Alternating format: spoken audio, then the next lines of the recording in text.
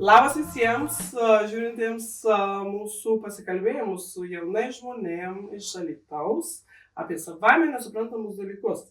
Kartu su manim Vytė ir šiandien pabandysim pagvildenti tokią temą, apie ką yra jauno žmogaus gyvenimas ir kaip jaunam žmogui įgyti patirties.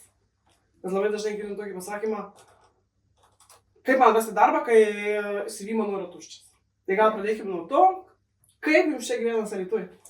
Alytuje puikiai, aš manau, jaunas aktyvus miestas, žiauriai daug jaunimo, žiauriai daug veiklų, nežinau, išeini kažkur į miestą, visada pilna žmonių, kurie kažkur kažką varo veikti, koncertai, veiklos, tikrai, kas nori, tas atranda, tai miestas tikrai nėra užmigęs ir tylus ramus. O kaip tu, ką tu veiki ir iš kur pas tave patirtis ateina?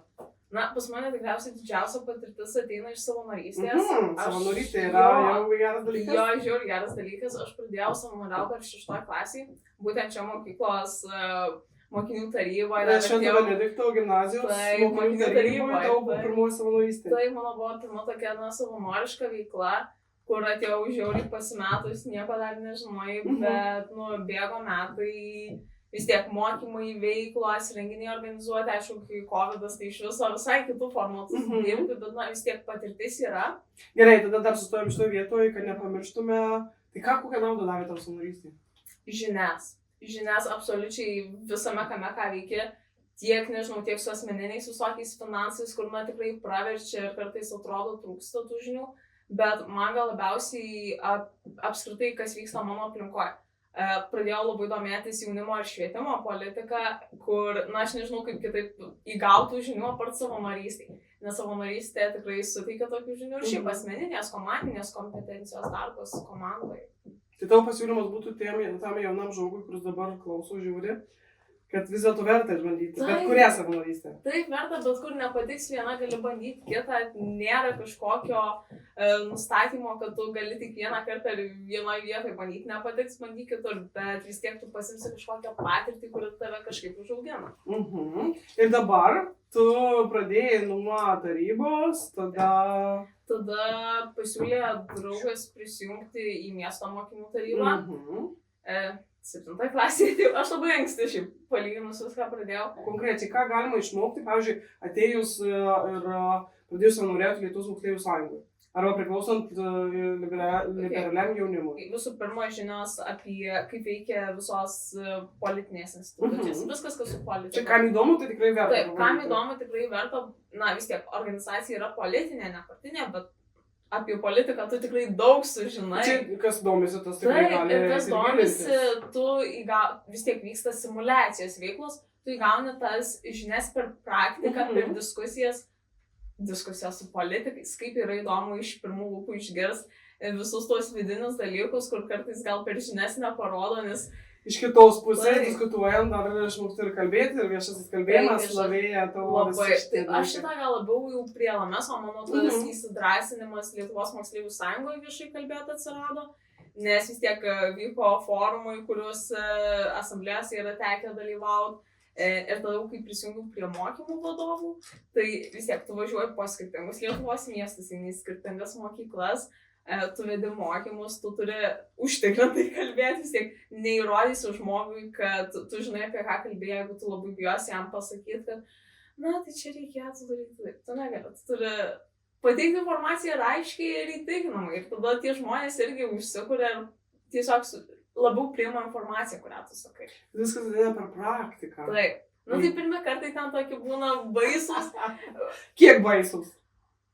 Aš tai labai daug persiruošiau, aš tiesiog apsistačius lapai su informacija, kad nieko nepamiršt, kad viską pasakyti. Tai tie pirmi kartai tokie, kur tu labai bijai suklysti. O paskui, kuo tu daugiau darai, tai tuo labiau atsipalaiduoji ir jau pradedi iš patirties ir užtikrinčiau pats jau. Reiškia, jau kai pabaigsi mokyklą, tavo bagažas bus labai didelis patirčių. Aš manau, nes šiaip tikrai daug žinių, labai įvairių tekę su organizacijom, tiesiog atvažiuoji į renginį, sudalyvauji pirmos pagalbos mokymuose. Labai naudinga, visada verta pasikartoti. Tai tu įgyji labai iš skirtingų perspektyvų, labai skirtingų žmonių patirčių sužinai ir labai skirtingų žinių pats pasiimi iš to. Tai dabar, kai rašysi savo CV, ar įrašysi, ką išmokai savanorystės metu? Tai Visada, kai reikia, šiaip yra tekę rašyti CV, tai tu rašai, kad savanoriauji, kad tenka organizuotis veiklas. Ir gal gali tada pasakyti jaunam žmogui, kuris žiūri, kodėl verta eiti savanoriauti, priklausyti organizacijoms, ar apskritai ką nors veikti gyvenime? Nes nepasigailėsi. Gerai, nes nepasigailėsi, bet kas dar, kokia dar ta pragmatinė nauda? Susirasi bendraminčių, susirasi tiesiog pažįstamų žmonių, kurie tau gali patarti. Tai jau reiškia draugų. Pažintys ne tik draugų, bet aišku priklauso nuo organizacijų, bet tikrai susipažįsti ir su visokiais ten organizacijų įstaigų vadovais, kurie irgi tikrai gali tau kažkokių naudingų žinių suteikti.